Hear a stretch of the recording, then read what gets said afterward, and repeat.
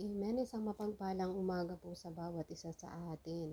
So ayan, kumusta po ang bawat isa sa inyo? Nawa po ay nasa mabuti kayong kalagayan sa mga oras na ito. Lagi po tayong mag-iingat. Ano po? So, muli nyo nga po kung samahan upang tayo po ay muling mag-aral ng salita po ng Panginoong Diyos sa mga oras na ito. Kapag po ba ginawan kayo ng masama ng inyong kapwa, dapat po ba na gantihan din natin ito ng masama? So, hayaan niyo pong basahin ko sa inyo ang ating pong inihandang scripture sa mga oras na ito. Mula po ito sa Roma chapter 12, verse 17 to 21. Ang sabi po dito, huwag ninyong gantihan ng masama ang mga gumagawa sa inyo ng masama. Sa halip, gawin ninyo kung ano ang mabuti sa paningin ng lahat. Gawin ninyo ang lahat ng makakaya ninyo upang makipamuhay ng mapayapa sa lahat ng tao. Mga minamahal, huwag kayong maghihiganti, ipaubaya ninyo sa Diyos sapagkat sinabi ng Panginoon sa kasulatan, ako ang maghihiganti, ako ang magpaparusa.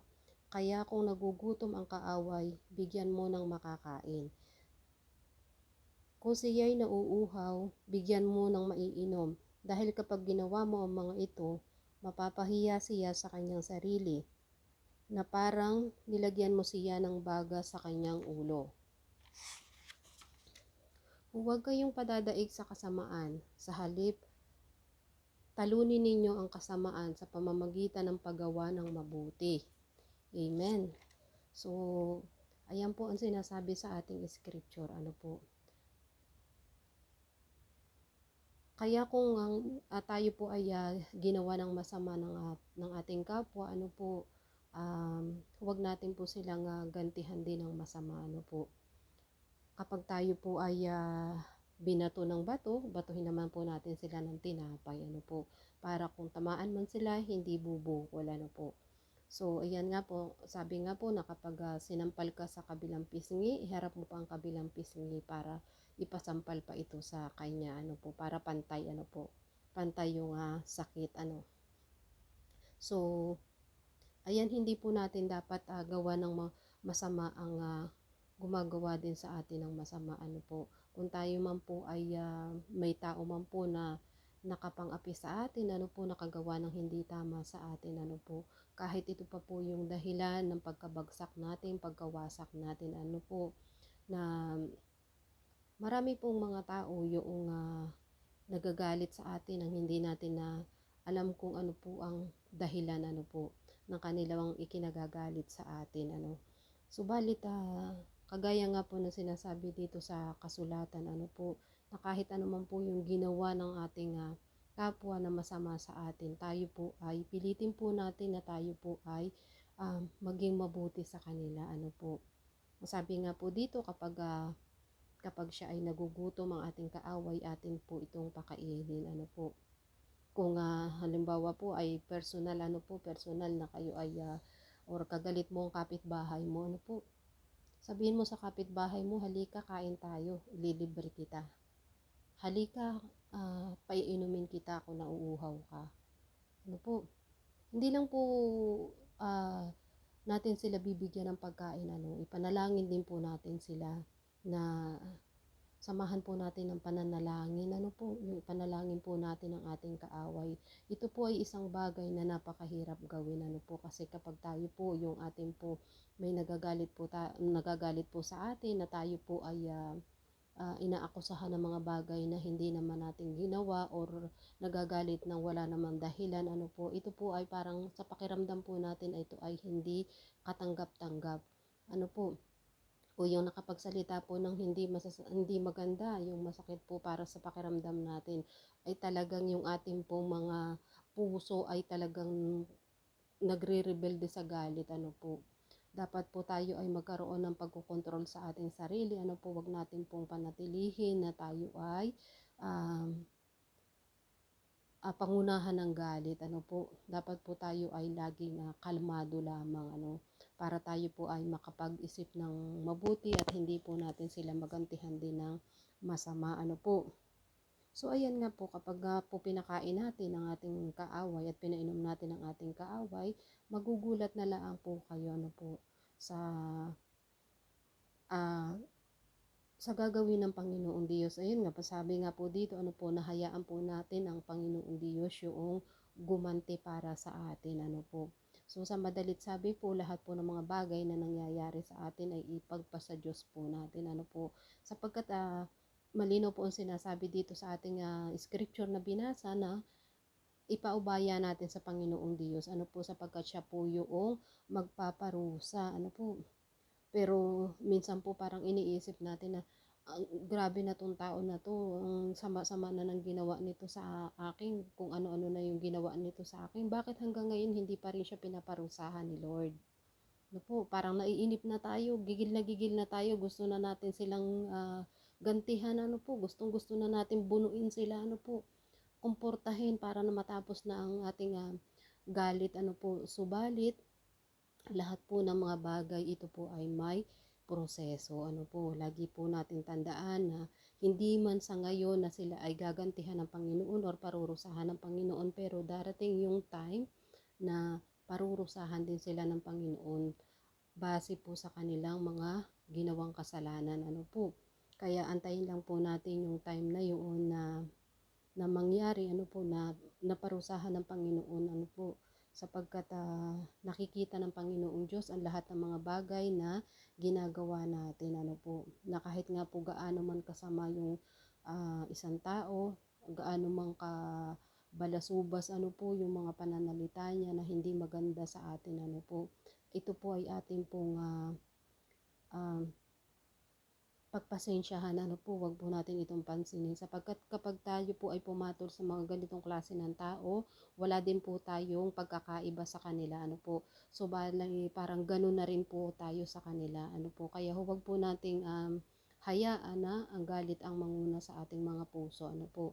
Lagi po nating tandaan yung mga sinasabi po dito sa kasulatan, ano po, na ayun nga po, ano po, tayo po ay huwag magpadalos-dalos sa ating desisyon, ano po, sa mga bagay na ating gagawin para tayo po ay um, hindi tayo magkasala dahil sa kanila, ano po, sapagkat sila ay ginagamit laang ng kaaway para tayo po ay durugin, wasakin, ano po, at bumagsak tayo sa ating pananampalataya, ano po.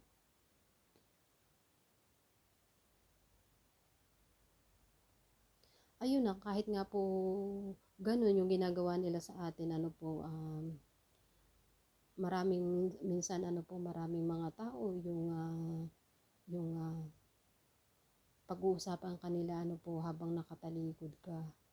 Pero hayaan lang po natin, ano po, hayaan lang natin, huwag natin silang pansinin, ano po, patuloy lang tayo na manalangin, patuloy lang po natin silang ipanalangin, ano po, na ipanalangin po natin na sila po ay magbago, ano po, at hipuin po ng Panginoong Diyos ang kanilang mga puso, sapagkat wala naman pong ibang makagagawa nito kung hindi ang Panginoong Diyos lamang po, ano po. Hindi po natin kayang baguhin yung pag-uugali ng isang tao kung hindi po ang Panginoong Diyos ang gagawa nito, ano po. Ang sabi nga po dito sa Levitico chapter 19 verse 17, huwag kayong magtatanim ng galit sa inyong kapwa, sa halip makipagkasundo ka sa kanya, sa gayoy hindi ka magkakasala dahil sa kanya. Amen. Ano po, malinaw po ang sinasabi dito, ano po, na tayo po ay huwag makagtatanim ng galit, ano po, patawarin na po natin yung mga tao na nakagawa po ng kasalanan sa atin, ano po. Huwag po nating hayaan na tayo ay mamuhay ng may galit sa ating mga puso. Ano po, yung pong sabi dito, ano po, napakahirap man po sundin ito, ano po, pero kung kalooban po ng Panginoong Diyos, ay mangyayari ang lahat ng bagay, sapagkat wala pong imposible sa Panginoong Diyos, ano po. Yun, ang sabi nga po dito, makipagkasundo po tayo sa Kanya, ano po, nang sa gayon ay hindi tayo magkasala dahil sa Kanya. So, huwag po nating hahayaan na tayo po ay magkasala ng dahil lang sa Kanya, ano po. Kaya ang sinasabi po dito sa banal na kasulatan, tayo po ay huwag magtanim ng galit, ano po. Siyempre, ipag-pray din po natin sa Panginoong Diyos na alisin yung galit sa ating mga puso at isipan, ano po, sapagkat tayo po ang mga tao ay emotional po talaga tayo kapag tayo po ay nakapapagsalitaan ng hindi tama, ano po, nagkakaroon talaga ng galit sa ating mga puso, ano po. Minsan ay galit na galit ka na, ano po, at sinasabi mo na, Bakit ko patatawarin yung taong yan? Wala naman akong ginawa sa kanyang kasalanan, pero bakit siya galit na galit sa akin? 'Di ba? Ganyan po tayo. Pero kung atin pong susundin ang kalooban po ng Panginoong Diyos at ang kanyang kautusan, ito po yung pinag-uutos ng Panginoong Diyos sa atin. Ano po?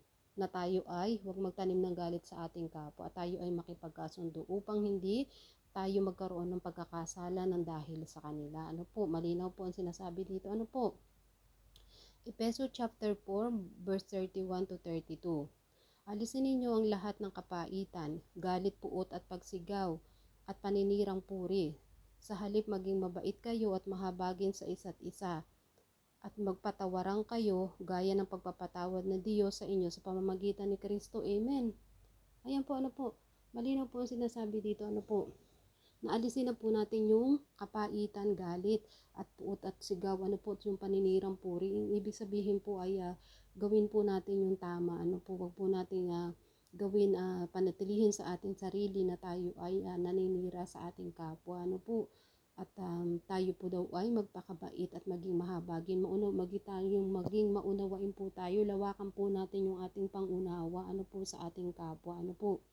At higit sa lahat po, ang sabi po dito, patawarin po natin yung nakagawa ng kasalanan sa atin. Ano po, magpatawaran kayo. Kaya kung ano man po yung mga bagay na nangyari sa inyo, ng mga nakaraang mga panahon, ay kalimutan na po natin ito. Ano po, tayo po ay magpatawaran na. Ano po, upang tayo po ay magkaroon ng kapayapaan sa ating mga puso. Ano po, at ayun nga po ang sinabi, katulad nga po ng pagpapatawad ng Panginoong Diyos sa ating mga kasalanan. Ano po, na kahit ano man po yung ginawa ng tao sa Kanya, siya po ay mababa pa rin at mapagpatawad pa rin sa atin. So, tularan po natin ang Panginoon Diyos sa kanya pong pagiging mahabagin sa atin. Ano po?